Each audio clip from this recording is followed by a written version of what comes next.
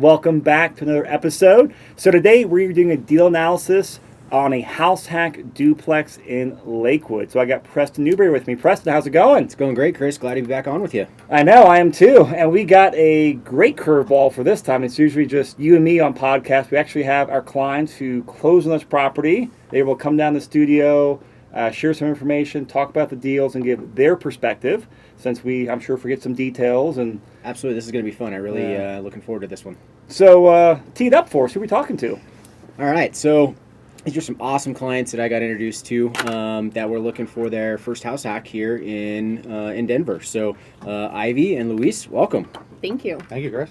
And so you guys were actually on one of the House Hacking Mastermind podcasts. Right. I think that was House Hack Mastermind number 2, but this will all be about just kind of running through your deal. So let's start off with, I know normally start off with the property overview, but kind of let's start off with your guys' goals and background, because did we initially start talking right after COVID became a thing? Pretty soon after that, if I recall, like June. Yeah, it was about. Was it earlier than that, wasn't it? It had to be, yeah. I thought it was about 3 months prior to us closing is when we. And you closed in August. Yeah, we closed August 15th. Okay. I just remember us, or Ivy and I, calling our apartment building and saying we're not going to renew next year, and then okay, we need to figure this out ASAP. So and we had 60 days. It was right after some of the COVID stuff started, because I know the first time we all talked was over Zoom. So that's right. Yep. Yeah. First time we met, you were wearing a mask. Yep. Exactly. Because I remember also too, in your apartment in Cap Hill, it was quaint for 2 people to be working from home from there. I think it'd be the politest way to say it. Quaint. Oh my god, that was a challenge. Yeah, Luis and I were fighting for conference room especially space. when one computer's AKA the kitchen table. So I know when we started talking, you guys knew of house hacking, out here into real estate. Kind of just retell us and the audience your long-term goals and why house hacking, just all that stuff. We felt, for a while, Luis and I had been talking about buying a property, and then ideally we wanted a duplex so that we could live on one side and rent out the other.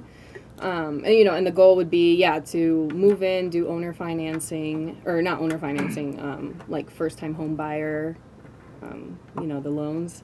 And so maybe we were planning on, moving in someplace, staying for 1 or 2 years, and kind of repeating the process. And then as we kind of got into it and started talking to you guys, we realized that maybe we had to shift our strategy, and looking at a duplex might have been hard to find in Denver in our budget. And so you guys introduced the idea of maybe renting by room, and other people we had spoken to too. Yeah. So that's something that Luis and I kind of struggled to make that shift from, we had our eyes set on a duplex, maybe we do have to get roommates and start renting by room. And so Luis and I, we talked about that for a long time. I think it goes back even earlier. Before we even thought about buying a house, Ivy really started this, but she was listening to a lot of the Bigger Pockets podcast. Yep. And that's really how we were introduced to this idea of house hacking. If you were to tell us the word house hacking 3 years ago, we wouldn't have known what that was.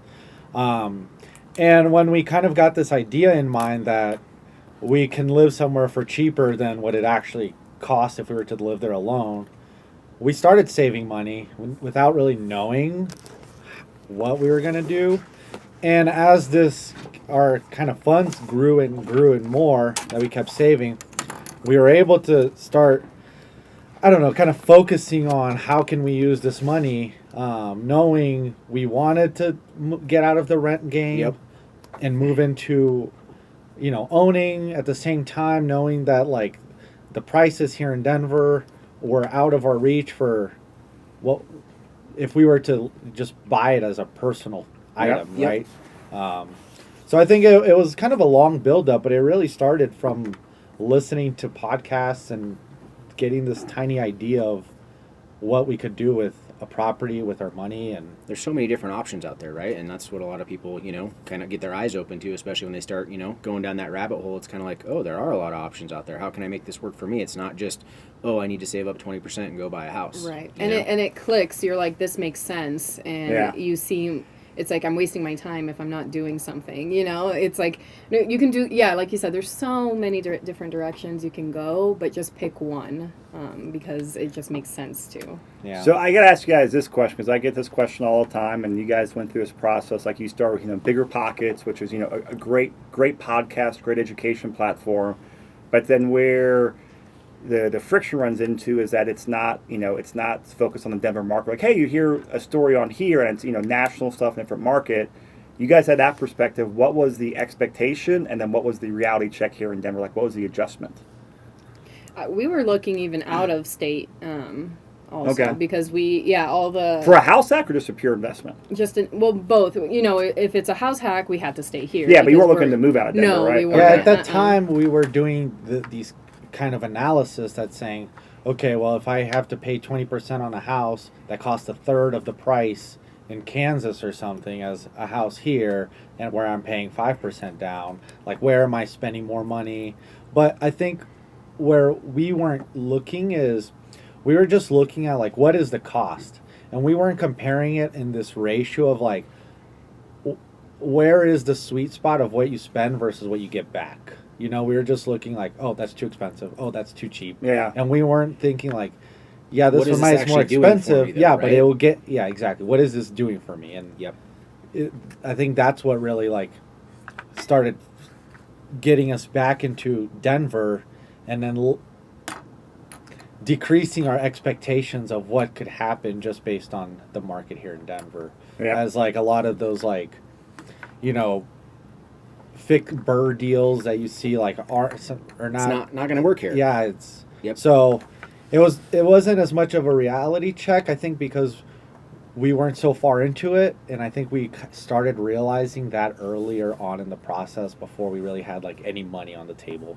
But when you listen to the podcast, it's like, yeah, I bought this house for like 150 grand, and I'm making $1,200 a month in rent, and I was like, well, that's not going to happen. Yeah. It's not a reality check. Like, Yeah. I knew that from the beginning. It wasn't going to happen.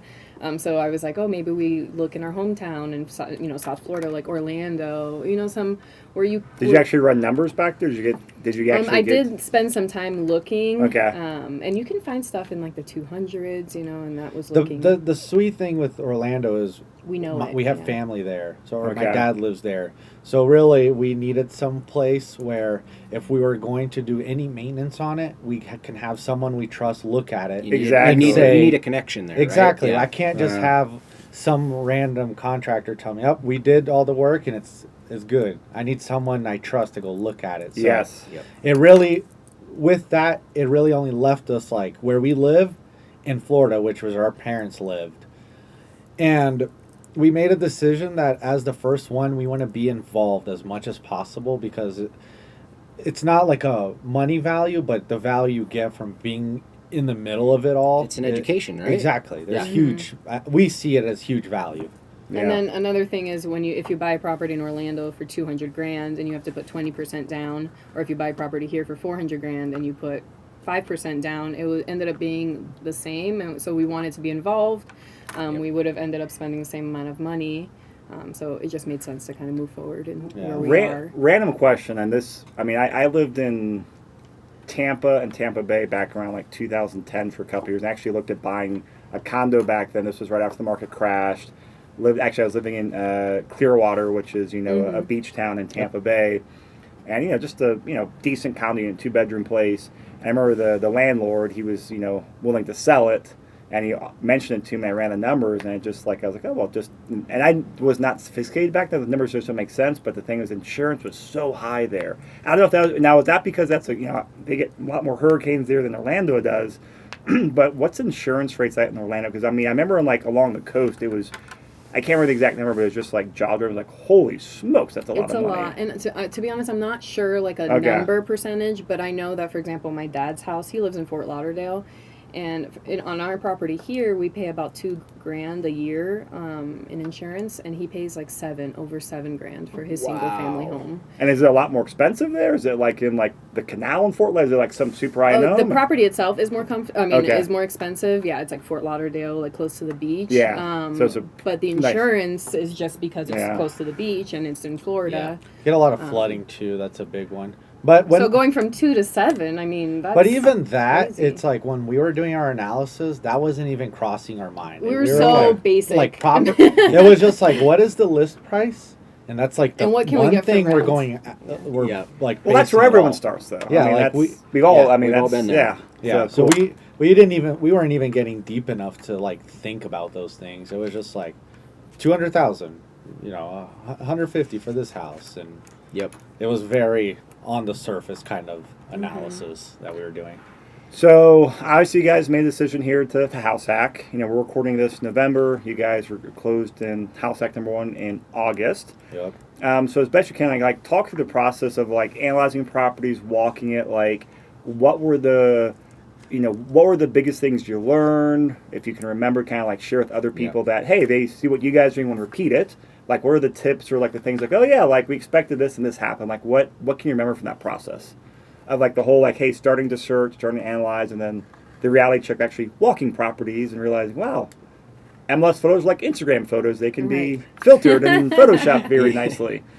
Well, the first thing is just continuing off the conversation is starting to think about things like insurance and tax, not just the list price and the rent price. And it kind of, even especially when we talked to you, and you said, oh, use this Excel sheet, and it started to have things that we should always be thinking about. I think that was a shift in the way, I was like, oh, this is great because these are things that I wasn't thinking about and have real impacts on the numbers, on your bottom line. So that is when we started going deeper in the process, we started maybe just thinking about the bigger picture and the components in that picture more closely. All right.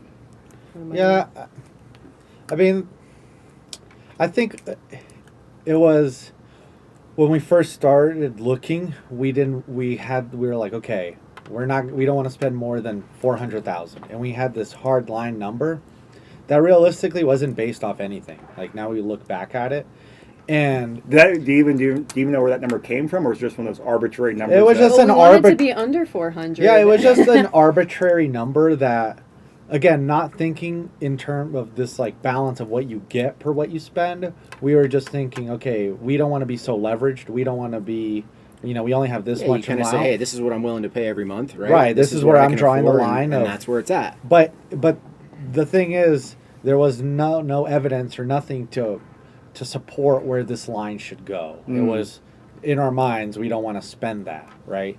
But not even thinking of it in loan terms, like, hey, if you spend an extra 20,000, it's an extra $20 or whatever it is. We weren't even thinking of it in that terms. So as soon as we started, like one of the first thing we realized, it's like we're not going to be able to afford what we want with this price. Like, we got to expand the horizon a little bit. Yes, but so right away, like basically none of the properties we were looking at fit what we wanted. And we want a house And hack. what were the requirements looking for, like the main bullet points? What was some of your criteria? Well, in the beginning, it was a duplex. Yeah.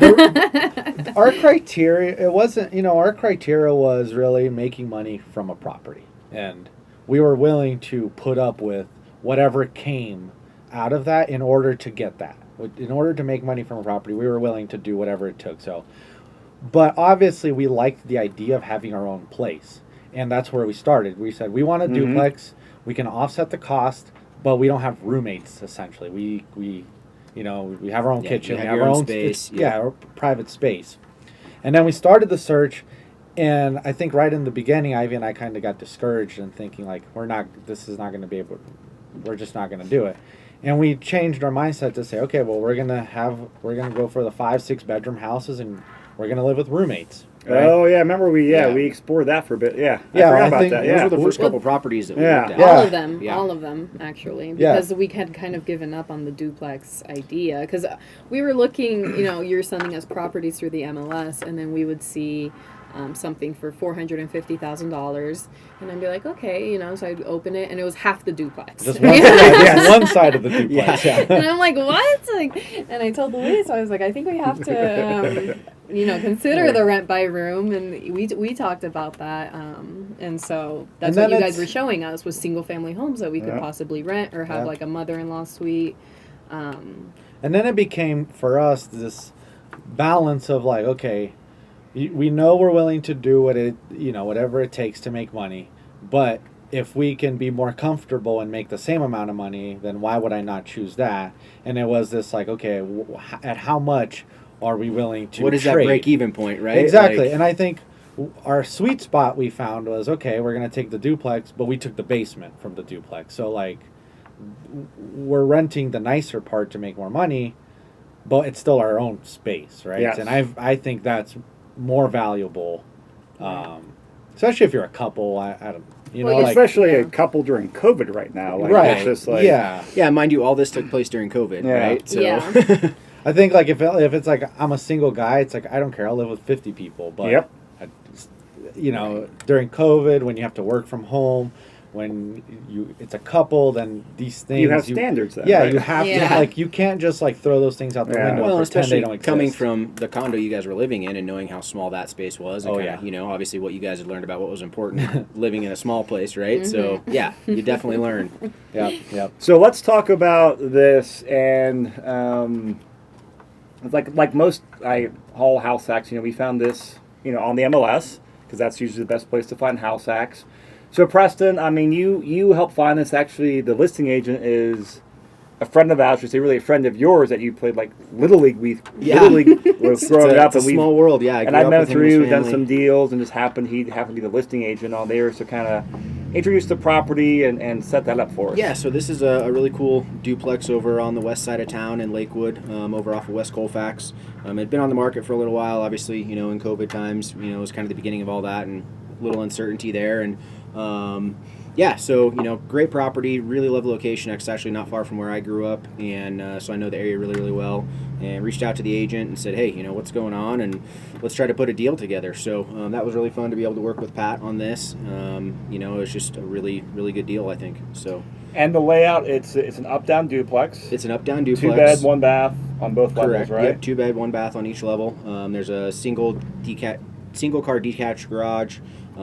Big yard up front, plenty of parking, stuff like that. So, needs a little bit of updating. There's some upside there for sure. I think at some point for these guys to go in and update some stuff and whatnot. But overall, the property was in pretty good condition. So from your guys, I know you walked it, eventually got on a contract, and all that stuff. Like as you're doing the numbers, I think did the wise, smart thing. You're living in the less desirable unit to maximize rent.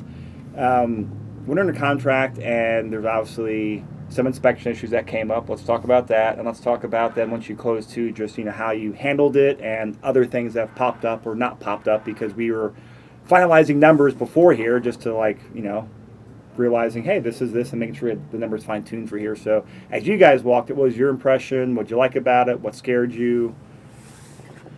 Well, as soon as we walked it, I think we liked it, especially from this was the first duplex we were able to tour after we kind of had given up on the idea. And even so, after touring the regular single family homes, we would go back to our apartment and kind of do a little calculation of say, if we wanted to turn this into a duplex, well, what are we looking at here? And it would just blow the budget. So once we found that place, after already looking at 5 or 6 houses, it was pretty right away that we're like, this is we like this. It was a quick decision. Yeah. I mean, it was less expensive than some of the single family homes we were looking Yep. at, and it was the only duplex that we looked at. So it just made sense. It was already, I don't think originally it was supposed to be an up and down duplex. Somebody converted it before us. Yeah, it's a converted home, but there's separate entrances to each unit, which that was a huge thing for us because. As whatever, it's converted, but it truly acts as a duplex. It absolutely lives as a duplex. Yeah, Well, that's what I got to praise that too, because I remember there was right. Yeah. Yeah. So, I mean, we had I think 13 minutes to tour it, and then we walked outside, and I was like, "We'll do it." Preston said, "Why don't you sleep on it?" Yeah, he was like, "Just sleep on it." I'm like, "All right, I'm gonna sleep and have the same answer." Guess what? Next morning it was, we're still good with it. Yeah. So Avi, did you have the same gut reaction as Louise? I did. Okay. for the reasons I already said. You know, it was the only duplex we saw. It was less than some of the single-family homes we saw. It was the best location we saw. Yeah, location by far the best. Yeah. Let's talk about it because I like the location, but I mean, you guys talk about that. I think it's a good location out, but the long-term upside is just. Yeah, There's I mean, some good potential it's there. right along the Colfax corridor, the West Colfax corridor, and there's a lot of Like what's development. happening along there? Like talk about the big development, all that. Like it's such a cool area.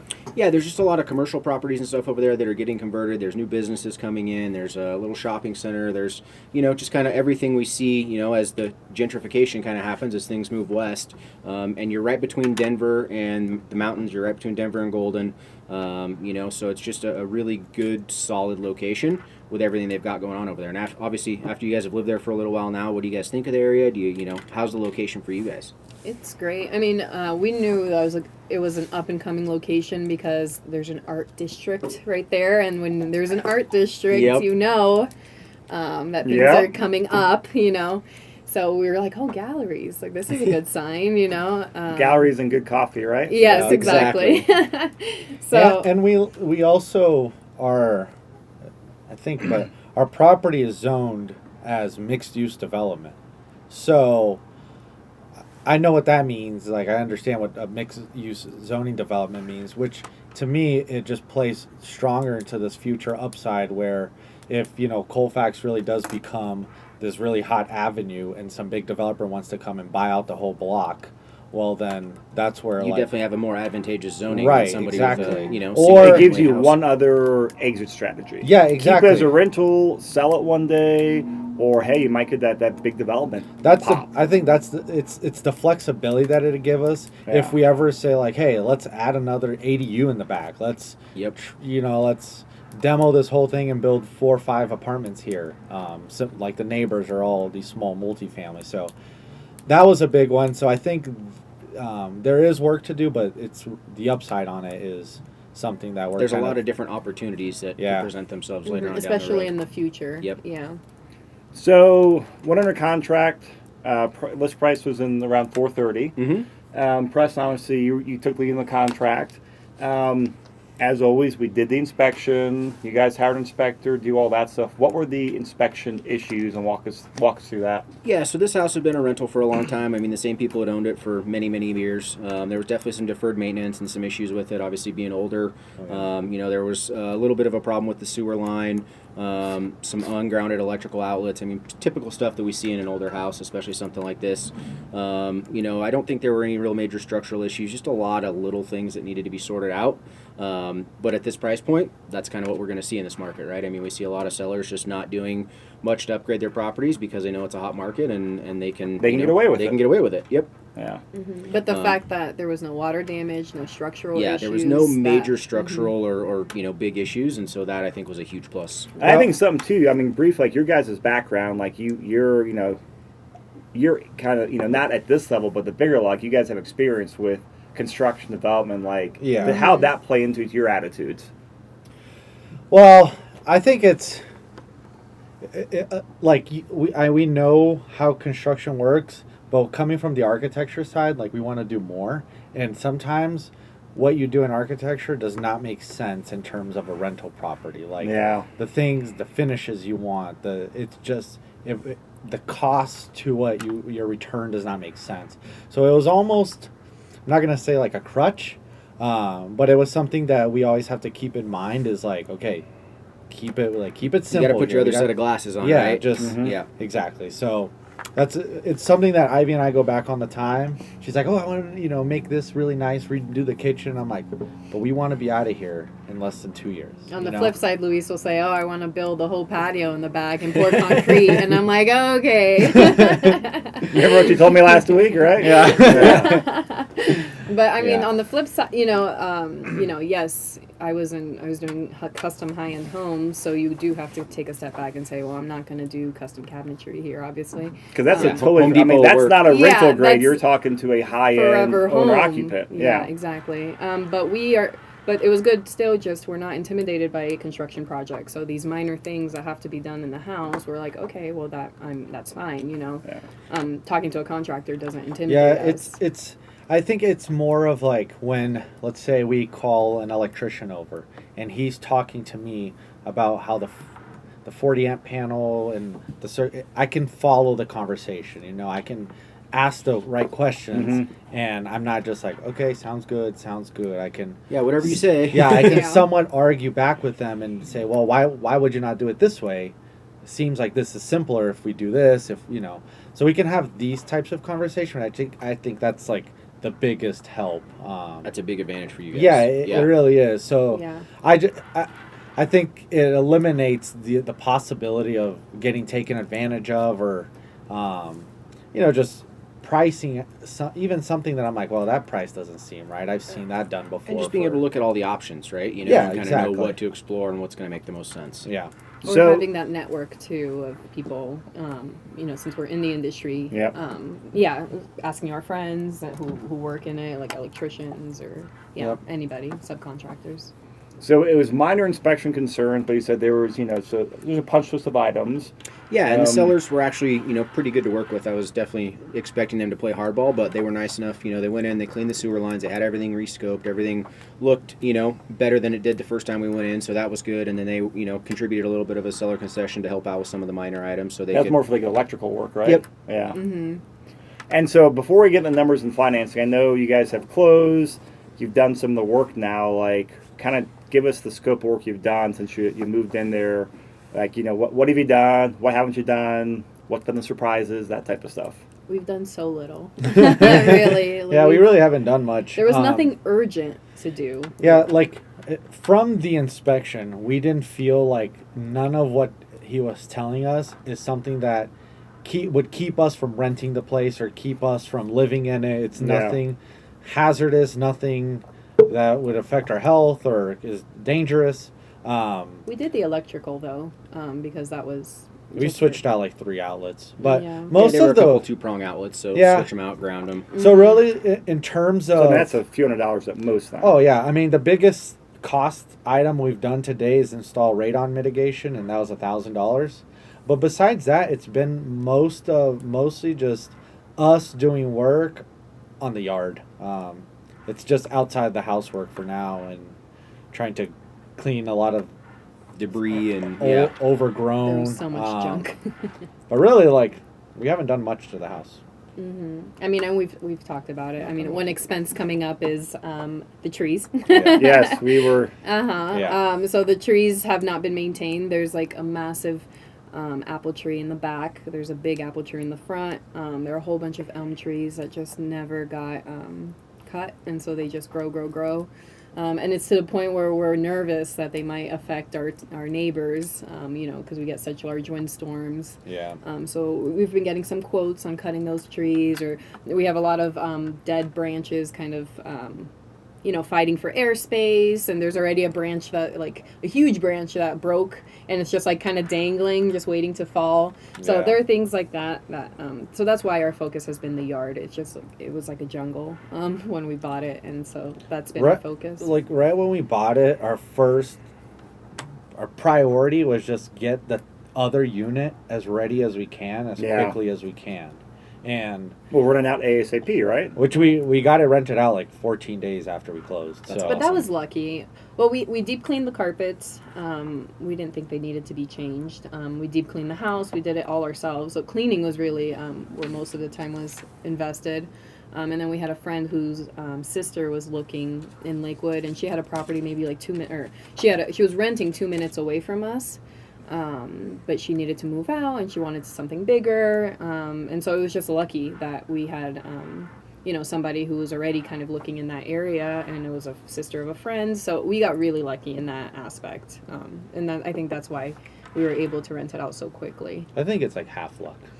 The other half is like that's what we were trying to do. Yeah. It's not like it didn't just randomly happen. No, it's like but- we were looking to And it's fill also that a place. good Yeah. rental and a good location. Yes. Yeah, Yeah, so of course. It's like lucky in terms of the timing and how we got it so quick, but it's like that's what we wanted. That to was the do. plan. Yeah. Yeah. So Mm-hmm. All right, so let's dive into some numbers here. So, yeah. so this got appraised as a duplex, 1 FHA. So you guys got 3.5% down, got a few $1,000s back in seller concession, and since it is an FHA loan, you have to pay monthly, monthly mortgage insurance. That's just part of the game. So let's pull up the spreadsheet here. Yeah. This is actually one of the things we were just getting the numbers finalized on here as we were getting this started. And of course, for a lot of you guys listening on the podcast out here, check the blog post and you can see these screenshots and follow along here. So we're using the typical Joe's rental spreadsheet.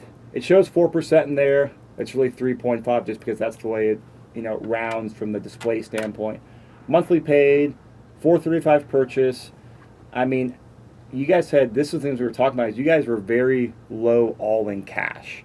I mean, it was around $15,000, $16,000, and the day was like total cash to close, right? Mm-hmm. Which was a lot less than you guys originally expected, right?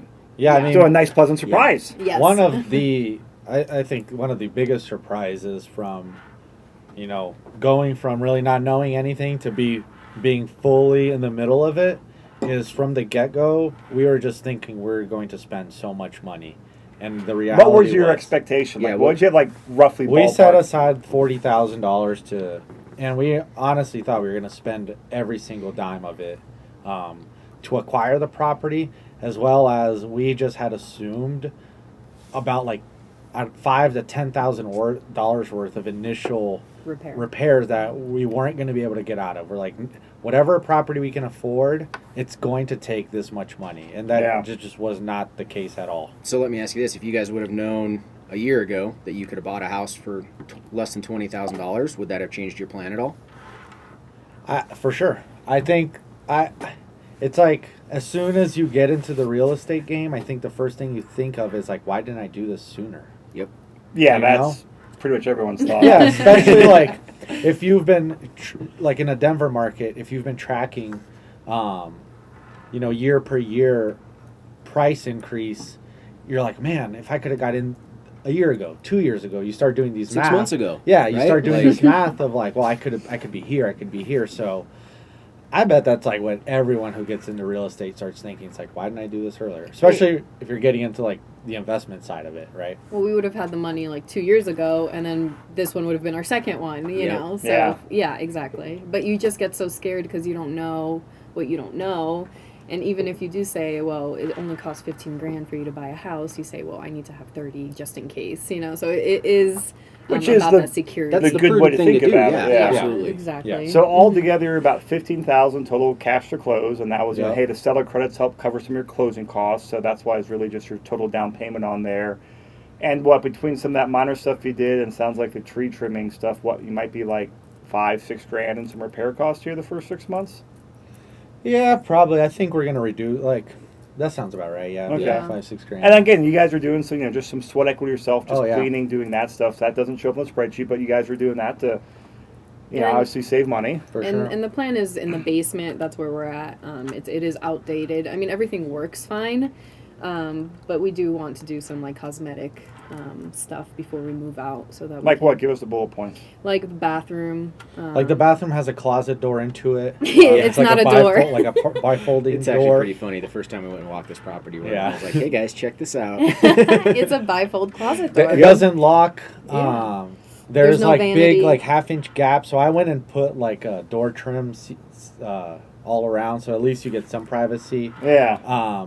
The refrigerator is just kind of in the middle of the space. It could be like pushed into a cabinet, so it's minor things. But what are you guys estimating in terms of just kind of like cost between doing a budget, doing some DIY? Like, what do you think it'll take it to get that cosmetic written ready for 18 months from now? Yeah, that's a good question. Yeah, I don't know. We So figure it out. Yeah, we and talk I think, about it all the time. What do we want to spend? Yeah, and I think the way we would go about it is set a number not to exceed, and what can we get within that number, because ultimately the number is what's most important.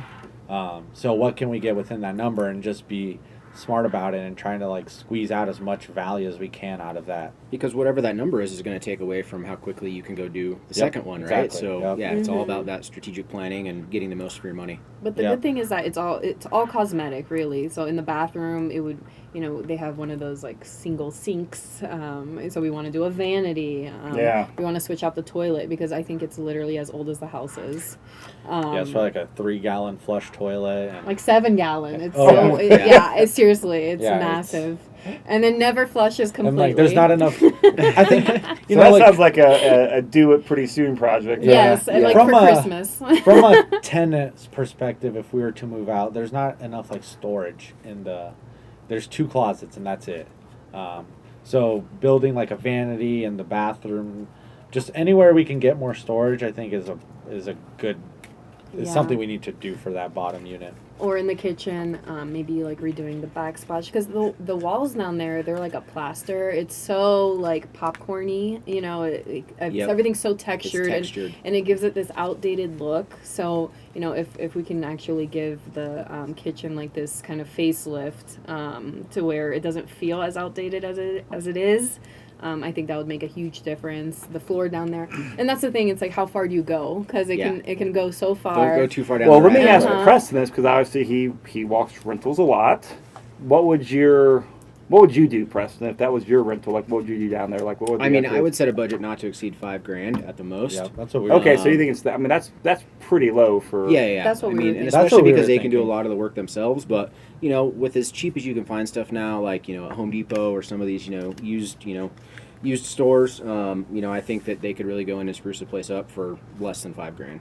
I Okay. agree. Yeah. Yeah. And bunch it's got of a paint, bunch of Yeah, a bunch of paint, little and trims, move some stuff fixtures, around. If I remember correctly, too, it had a really big laundry room. Yep. Which I think could be utilized, for some storage and stuff like that, which I think would be helpful. I Just mean, like again, put some shelves up. yeah, just put some shelves. Yeah, in. that's Again, what we it's not currently stuff do. that is going to cost a lot of money, but it will definitely help and make the space seem a lot better for a tenant when they come and take a look at it. Great. Agreed. So, back to the spreadsheet. You're pleasantly about 15 grand all in. Say about 10 grand over next year, maybe to get it all up to speed. So 25 grand plus you guys have reserve, so that's phenomenal. And I think another thing to mention is we're doing this together. So when you see 15 grand, it's really just 7.5 for me. It's 7.5 for her. That's So insane when you think about it. Like that's like Yeah. a Yeah. credit card. that's what I'm saying. So like, especially if you're a couple and you're going in this together, like, and you guys are going to split it, just realize it's like half of these numbers you're looking at, right?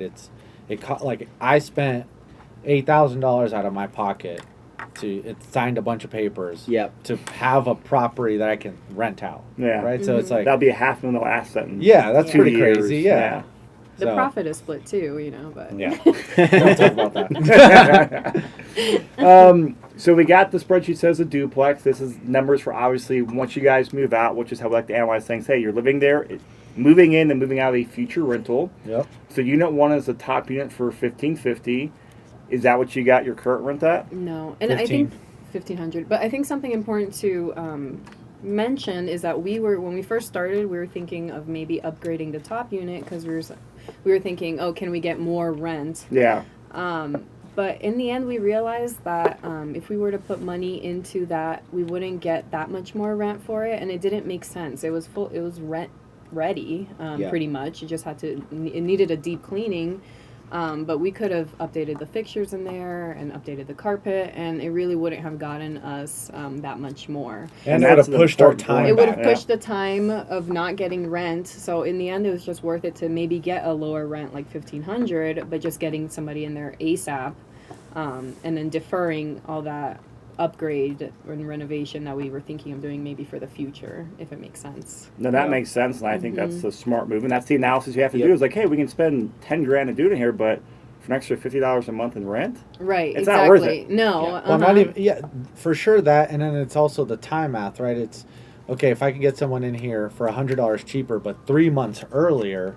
Well, at the end of it, that's an extra $4,500. Right. Yeah, Yeah. so it's like the time it just becomes so much more. So then we made the decision of we need to get someone in here as fast as possible rather than for the highest cost as possible. Yep. I'll make a side note to listeners for I hope future house hackers are listening the last 2 minutes because your guys' analysis on there is the right thought process on there and something that a lot of people make a mistake on. So, I mean, good on you guys for and having we that almost point of made view. it. Yeah. And how are you guys handling utilities between the 2 units then? So we charge them a flat fee of $90 a month. Okay. Is and that includes including the 1,500 or No. is it 1,500 plus 90? 15 1,500 plus plus 90, yeah. And that That's a good includes question. like everything? Yeah. Basically, yeah. So what I did is I called Excel and I kind of asked for the average for the past year, and so they, I took the number off of that, and then trash and recycling, and then since we're doing lawn stuff ourselves, we don't really pay for lawn maintenance. So yeah, but I think 90 is as low as it should be. Mm-hmm. Oh yeah, you could go higher than that. Because what I think happened is I think the basement was vacant for a lot longer than the top unit, and so the average might be skewed because there weren't actually 2 units being occupied. So I think that we might raise it to 100 at least when the lease is up. We did an 8-month lease contract rather than a year, and that's because we wanted to be able to reevaluate earlier if we needed to. If we realized, hey, we completely underpriced the electrical and it's $400 a month and we're just eating it. We want to be able to reevaluate sooner than. But that's only $200 for you. Yeah. Exactly. So we got $1,590 for the top unit, and on the initial spreadsheet when we analyzed this property, we had $1,450 on move out for the basement you guys live now. Is that still what you're thinking? Yeah. Okay. Mm-hmm. So all the other plus utilities, or is that gonna, do you think, include? I think it would include utilities. So another $90, $100 Yeah. bucks. Call it 100, I would say. Yeah. Maybe like $1,550. I think $100 a month in utilities is pretty common and pretty acceptable. Mm-hmm. Yeah. So then you're looking at a $3,140 combined rent and utility bill back income. We got our standard assumptions of 5% vacancy, 3% rent, 3% appreciation, so pretty conservative. Higher vacancy and lower growth rates. And one thing I guess we could add, it's not a separate unit, but once we move out, what we plan to do is the garage is for whoever wants it for another $100 a month. So let's add that in here. I'm just going to add that to the bottom one to give you $1,650, because that's a really good point that we often forget to talk about is garages. Mm-hmm. They bring in extra money. Yeah. Yeah, and then in the pictures I showed you guys how we did the garage, the plan is to leave that. So whoever comes, it's like fully ready to get all your gear, like all your bikes have a place, all your ski gear, all your stuff. For everything but your car, right? Yeah, everything Car's outside. because it's Colorado. Everybody has all the outdoor stuff. Yeah. But that would be something we also look to rent as the garage separately from. It's whoever wants it, right? Yeah, and just tack on the rent. Yeah. And they can do what they want. If they want to stick their car in there and not have any storage space because it's a small garage, then they can do that. Or they can have it as storage. And it's just one more stream of income. So we got note of property management because you guys are going to self-manage as you move out. Yeah. 8% is our go-to for repairs and maintenance. That sounds like the stuff you're doing. I think this is a very realistic number. Mm-hmm. Taxes are $1,936. Insurance we have there at $1,250. Sounds like a little bit. Because didn't you mention earlier you're closer to $2,000? Or my? Yeah, that's right. You're right. No, but 2,000 is with our car. Oh, that's true with your auto policy. Okay. Yeah, This was from the closing statement. Yeah. Okay. That's what. Yeah. That's an exact You're right. number. Mm-hmm. Okay. It's even less So you're than I thought. $1,200 and change for your policy, which is great. Yeah. So let's fill in utilities on here because it sounds like since we're including utilities up top, we got to put the expenses down here. Either don't include them or do include them for. So should we just kind of average out $2,400 for the year? You think for water? How much? Yeah, that sounds good. I feel 200 times 12. Yeah. I mean, I don't really know how much it cost because we got in at, I think, a cheap time of the year where we're not running AC, or we don't have AC. We're not running heat. We're not doing much. Heat's not your gas, right? Yeah, it's not that expensive. Really that first month, the tenants $90 covered our everything. Like, Our heat is gas. yeah. Yeah. I love So, Louise take care of that. Good teamwork. Mm-hmm. So I don't know, 2,400. I'd like when I do my numbers, I like being more conservative. Yeah, just well, let's so plug it's them in here. always So like, yay, we won. Water. Is there irrigation out there? No. No. Okay, because that's going to be a big difference. So what's your average water bill right now? Like 45. Okay, so we'll just say 50 for the year. Or I'm sorry, 50 per month. Yeah. 12 times 50, so $600 a year. yeah. What's your trash a month or quarter? Do you know? $26. Trash and recycling. So 26 times 12, so 312. What's been your Excel bill so far? You said like The first month it was $25, but the second month it was 100. 120 I don't know. because now we're running the heat more. Yeah. So 120 during the winter months. I would average probably about $150 a month. Yeah. Just to be Yeah. safe. Yeah. So 12 times 150, $1,800 for the year. And then on here, this is for when you move out. We got $500 in landscaping, snow removal. Mhm. I'm assuming you have to hire someone to do that, or working with your tenants to make sure that's taken care of. Other $500 from us updating. I can probably take that out, right? Because we got that in the repairs and maintenance is how I would Yeah. underwrite that. Because that's not like an operating expense. That's more of a repairs expense. So I have a question for you guys. Do you find yourself relying on the tenants to do landscape work, or do you think it's just easier to charge them and have somebody who actually maintains it that you can count Depends on? on the situation and your personality. For me, I just don't want to deal with anything on it, so I'd rather pay someone to do it. Because it'll be done. And I think a lot of it depends on the tenant too. What I've seen some owners do is, hey, this is, what my landscaping charges are or whatever, but if the tenant's willing to take on that, some of that work, cool, I'll give you a reduction in rent or, work out some kind of credit or something. So I think a lot of it too, especially since you guys are going to self-manage, just depends on the tenants. But I would definitely budget something for landscaping and snow removal. That way, again, we're conservative, we've got it in there, and it's not going to be a surprise if you guys end up, doing that. And I mean, I've heard these stories. I mean, not from these other investors, like, oh, my tenants have been there for 10 years, and they have a garden out back, and they take care of everything. It's like, they have that passion for it. Yep. For me, I want everything I own to be zero-scaped because I just don't want to deal with it. But that's my personality. So it kind of depends on the tenant you get as well. Yeah. Side note, I shoveled snow for the first time last week.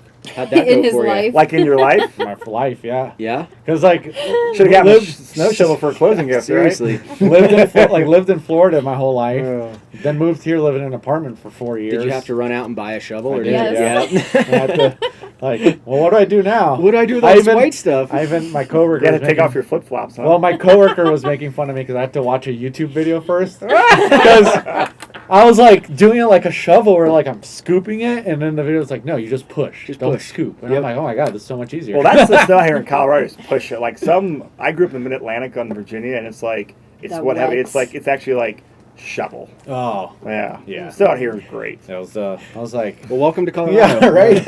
Right.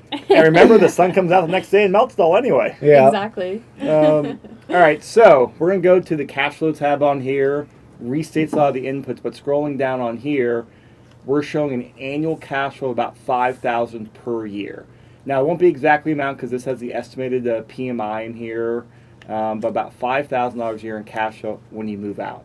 So $5,000 divided by $15,000 down is a damn impressive cash on cash of 33%.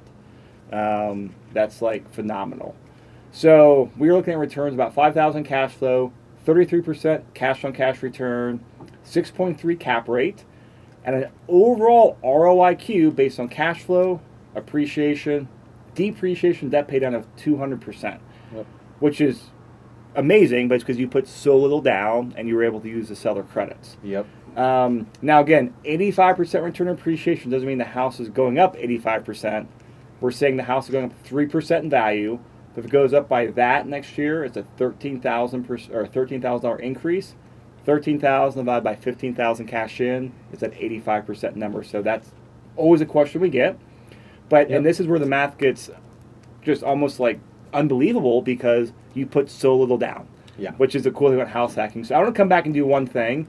We got 5,000 cash flow. I always like to say, hey, let's include property management. Because this is, always long-term worst-case scenario. We're going to put in a 10% figure. Most PMs charge 7 to 8%. Then we round up a couple percent to handle lease-up fees and that stuff. Your cash flow is still $100 a month or $1,200 a year. Drops it to a 5.4 cap rate, but you're still cash flowing and can be completely hands-off investing. Yep. So you guys got some great strategies. Hey, hands-off or be hands-on to make an extra few $1,000s a year. Right. So Yeah. this that's was awesome. a great house hack number one. What's a cap rate in Denver that is acceptable. don't go below this in terms of That's that you such a see? loaded question, Preston. Well, okay, not don't go. I guess I What's a see what you're good saying, cap but rate? it's Like- So Denver. I will tell you for this part of town, because cap rates vary a lot on location, right? For this part of town on the west side in Lakewood, anything above like a 4.5 or a 4.8 cap is going to be like, hey, you got a good deal. Pretty there, darn good. Right? You know, kind of our middle of the road kind of baseline that we always like to shoot for is where 5%, right? So, you know, depending on location and things like that, you know, it'll kind of vary from there. But, you know, anything above a 5 cap in Denver, especially on this part of town, awesome. And about in general, about the lowest for house hacking, usually around about 4%. Yep. And this kind of comes down to if someone's buying in like a nicer, you know, a higher priced, you know, area that's already like popped or transition, like you know, in closer to downtown or near the Highlands or something like that. Those are gonna be like a 4% to low 4. So a lot of it just depends on the area of town. But like for this part of town, and this is with property management and you know pretty conservative underwriting, this is a very very good cap rate. Okay. So yes, be Because I happy. gues Yeah, we're as happy you were, for sure. Good. oh, for sure. As you were putting in the numbers, and you said you cash flow $1,000, $100 a month, completely hands off. If that's the case, then it's like, does it make sense to go out of state or where I can find a 12% cap rate place and I'm completely hands off? You So- just need more money down. It's a very loaded question because the thing is you have to also look at like, you know, you put 3.5% down. That's not an investment loan. That is to Right. help a first-time home buyer buy a property. So there's that perspective of it. That's true. The other perspective, we got a lot of investors. Many go out of state, and a lot end up bringing their money back to Denver because they have a lot of issues with like 3 months of vacancy or higher repairs and maintenance. And unless you're in that situation where, hey, you can buy in Orlando where you've got your trusted, you know, like family on the ground, there's usually a lot bigger variance for like issues to go wrong, and we see a lot poorer return. So like on paper, a lot of times it looks good, but what I always advise to people, unless you're willing to really like go out there and travel and develop those relationships, or you've got that advantage on the ground, okay, you've been there and you got family, it can make sense. But going to, you know, Indianapolis or Ohio, where you guys are just Google searches, there's a lot more risk up there, and no place you're getting 12% cap rates right now. And there might be a few markets, but if we're 10 years into a bull market with record low interest rates and cap rates are still that high, there's a reason that they're not that high. yeah. Like I've gotten friends that are investing in, you know, Cincinnati and some of these lower priced markets. They're buying stuff at 6% cap rates right now, not that much better than Denver. Yeah, and I guess that goes back to like that what you get, right? Yeah. And Well, like not and just often- looking at the purchase price. Yeah, and oftentimes what we see in those other out-of-state markets is, yeah, you might have better cash flow than what you're going to see here in Denver, but you don't have the stable real estate market that we do here with the appreciation side of it, right? So there's always that kind of equilibrium of like what makes the most sense. And I think, you know, the other thing to think about is like your interest rate on this property is 2.75%, right? Basically below inflation. It's below inflation, basically. So you've borrowed money, you have this asset now, and you put $15,000 down, take it and run. Right. We are considering possibly refinancing in the future if it makes sense, because we want, you know, the FHA loan allows you to put 3.5 on a duplex or a triplex, you know, up to 5 units. Or so our next property that we would like, I mean, right now we'll never go back to the rent by room idea. You know, it's just the duplex is too good. Where we're not willing to kind of settle, you know. Yep. And we got lucky with this property, you know, with your help and everything. But it's doable. It shows you that if you're just patient and you know what you're looking for, the minute it comes across your desk, you're like, this is the one, you know. So if you kind of put in the work and you're patient, you can find what you want. So the plan moving forward is that the next property is not going to be a single family home. It'll be at least a duplex. If not a triplex or something like that, and we would like to use the FHA loan so that we're not having to put 15% down. So if we could refinance this property into a conventional loan and then take our FHA and put it into another property in the future, that would be ideal. So here's great strategy. Here's where it can get sticky, just for you and listeners out there, is because when you refinance the conventional, you're gonna have two options. One as a owner occupant. So you can do like basically 5% down again, which you should have enough equity in there for the refi. No, it has to be 15, right? Because it's a well, that's if you duplex. do the investment. But if you do because it's a duplex. Well, we wanted to Yes, do you're conventional right, 5%, Yeah. and they Yeah. made us do 15%, which is why I went to Yep. FHA Yeah. loan. No, you're absolutely Which right. I think it comes out to us having to own like $85,000 in equity in the house. Well, And so based with appreciation. and based on like the home bot, right? We have like $52,000 in equity in it already. So I know it doesn't like Well- mean much until you actually sell or until you actually refinance. It's just numbers. Like Yeah. until someone offers that to you, it doesn't mean anything. But Well, it already appraised at 467, and we bought it at 435. So. And I mean that's the nice thing. Oh, yes, you guys had I forgot about the appraisal. Yeah, You had a we nice had a- bump there. That's true. Killer appraisal. So what you may want to do is, well, obviously, like double check with the lender on here, Mm-hmm. but definitely look at doing the refinance before the 1 year mark. Before the 1 year. Because a lot of times they can use that same appraisal, especially during COVID. They can maybe do a drive-by, and so they do that, and they can use the same appraisal. Saves you guys $600, which is nice, but whatever. But they can use the same appraisal. They give you that huge equity bump, which help you get close to that 15% mark. Do you think it's worth risking getting a new appraisal and seeing if it goes up, since it's been like, a year, if you go past the year mark? yeah, but we just wouldn't have enough money, even if we Yeah. reappraised at the current price, and with, let's say it appraised where we have like $50,000 in equity, but we still need to put up another 35 to hit that 15 point. Well, that really takes away all our, not all of it, but the big It portion takes of our cash yeah. for the next deal. So we really have to refinance when we have either a bigger capital or we have more money, or if after the property appraises more. Yeah. And and hopefully the interest rates don't go up by the time we refinance, because our interest rate is so good. Yeah. And that's the other thing, balance, like, yeah. But this is the stuff where just keep this timeline right, because there's like, it's good stuff to think about.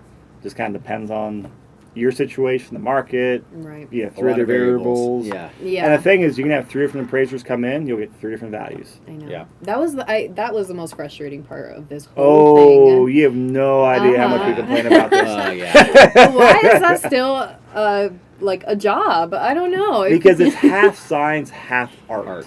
Yep. Yeah. And it's Kinda so like that. subjective, and It that's the is. difficult thing, and we battle with it all the time. So I will tell you, if you guys, depending on whenever you do, if you use the same appraisal, it might help out. Or if you get the new one, like keep track of upgrades you're doing, keep track of receipts. When you do have the appraiser come in there, like meet him or her there, walk them through the upgrades. Say, hey, here's a copy of all the receipts and upgrades we've done. We spent this money, but we did the sweat ourselves. Like, show them that stuff, and that will definitely really help you maximize it. Because number one, they understand what you're doing. Number two, appraisers, like everyone else, it's their job. They're busy. If you give them more data, less work they have to do, less second guessing. Oh, cool, I got this stuff. It usually is going to help you get a better number.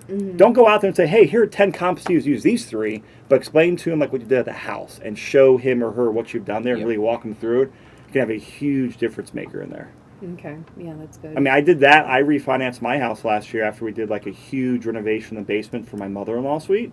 Went way over budget. Surprise, surprise. Yeah.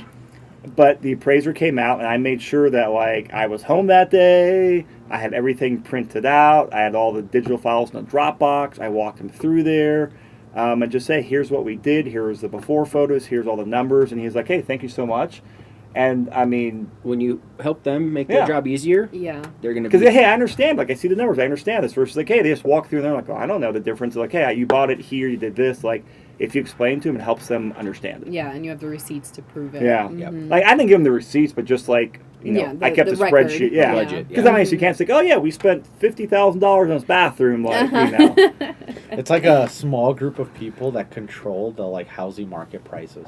They start like appreciating all the houses. Well, the market's going up. That's what happened in 2008, right? Yeah. So, and the big thing since back then is there's a lot more checks and balances, and the appraisers for the most part really like almost like they're very removed from all of the other the clients, the realtors, a lot of the people. They're kind of on an island for a lot of part because that was an issue 15 years ago of just appraisers. Hey, talking to the lender, talking to people, make sure the numbers for their valuation reasons. So they've definitely been removed a lot. Yeah. Which I think is It's good, yeah. Yeah, it's frustrating at times, but it's Yeah. actually, it helps avoid what happened 15 years ago among a bunch of other issues as well. Yeah. Yep. But that was frustrating. Yeah. So do you see the Denver I- market cooling off at all? No. No. I mean, eventually it will, but if you just look at like the, all the data, I've tried to boil it down to I'm gonna keep it simple, stupid guy. Yep. Supply and demand. Pretty much everyone's taking Econ 101. The supply of new housing and current units available are just not keeping up with demand. So we have, overall, net migration between people moving here and births happening here. We have a lot more people moving here than moving or dying. And so when you have, demand, both from the rental pool and, homeowner pool, but not enough supply, it just drives up prices. And that's what's happening. And so all the fundamentals point there, hey, like, everything's pointing towards we're going to have this issue for a while, unfortunately. So good time if you own a bunch of, as you own properties, as you buy more properties, we're going to see cap rates and cash flow continue to get more compressed. Yep. Eventually, the tides will turn at some point. But I don't think it's going to happen in the next few years. I don't see it, in the next... Yeah, the reason I ask is I still look at every single property that gets sent through the MLS. I look at all of them. And I just noticed I started seeing a lot of, like, price-reduced ones. And then I was like, I wonder if, like, there's a lot just coming back to the market because they're not selling or... I think that's two things. One, that's kind of like, like human psychology where you notice those a lot more. And, like, you don't get notifications when things close. But you get notifications come back on the market. The other thing is no matter how hot the market is, if people still overprice their property, they have a hard time selling. But if people price their property accurately, it's going to sell fairly quickly. Yep. And I think people get confident in Denver around here. They're like, oh. No, they get greedy. Yeah. I get very overzealous, right? Well, that's what I think. Well, I think a lot, especially like when we used to live in the Cap Hill area, we'd go biking all around Cap Hill and it would be these giant mansions for sale. And I just think it's people like, well, I'm going to see what I can get. If I, like, absolutely, if I can get a bunch, and that's I'll sell. The mindset of a lot of sellers, right? Like, they see all the headlines, they read all the news stories, and they're like, oh, I'm going to, agent comes in and says, hey, this is what the market's saying, this is what we want. Well, put it $30,000 over asking. I know somebody's going to pay it, and then guess what?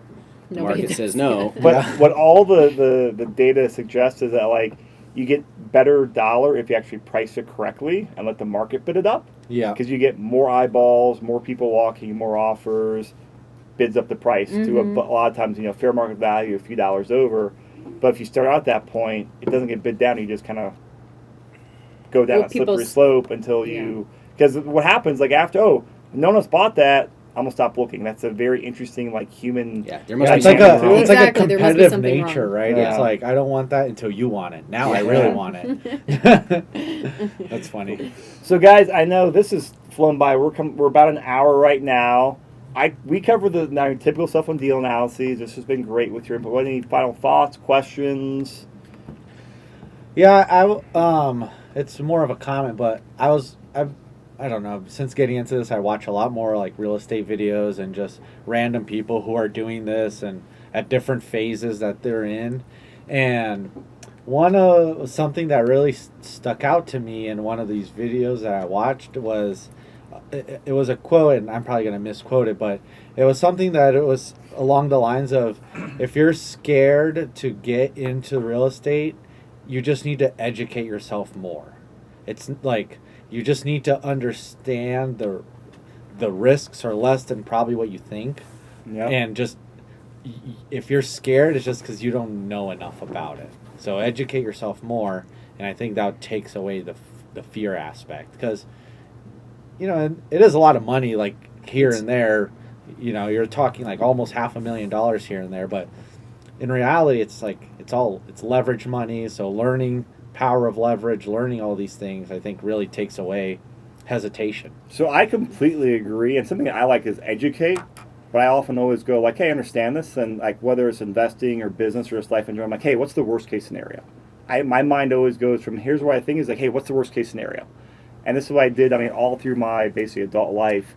I'm like, hey, if I understand the worst case scenario, I'm like, oh, worst case scenario? Okay, my rent's coming, what, $100 less, $200 less? I have a little vacancy. Okay, tenant doesn't pay, I have to pay some stuff. Okay, I'm out $10,000 this year. Oh, I can handle that downside. Like, I don't want to, but I can handle it. But if I can hold on to it for 20 years, I feel really confident I'm going to make a ton of wealth that way. So I always go to like worst case scenarios. And that's what makes me sleep well. And I think like if you're going to do the worst case scenario, you also have to like factor in like at what point in your life are you in? Like, we don't have any kids. We're not like, if I lose everything, like It's not it's much. like, okay, I didn't lose much. I Plus, lost. it's only half, It's only right? half. Yeah, it's only half of not much. So it's like, if I lose everything, it's like, okay, I can make enough money to go rent a place. I'm not going to be homeless. I'm not, you know what I Yeah. mean? So like, worst case scenario is, it's not that bad.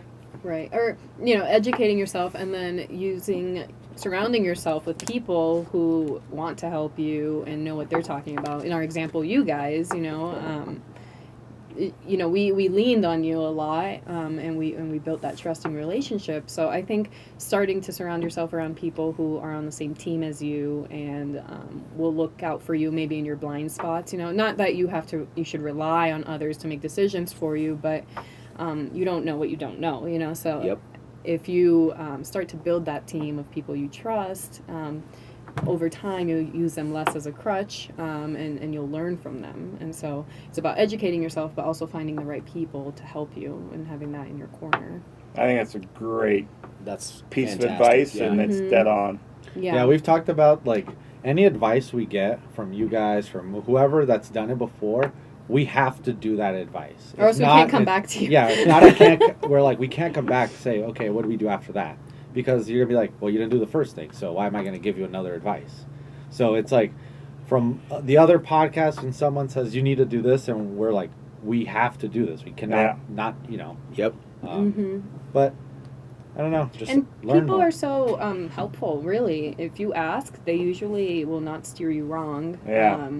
And that people are willing to share their knowledge. It's this abundance mindset that you want to attract. You want to stay in that abundance mindset. People who have that mindset where if I give you my secrets, quote unquote, it's not taking away from my gains. Yes. So we appreciate you guys for that. And everyone else we've spoken to, even other real estate agents in the beginning, they're willing to share that knowledge. So ending on that note, I know you guys are in the house hacking mastermind. I think you kind of shared some of your contact details and social media stuff, which we'll put, in the show notes here.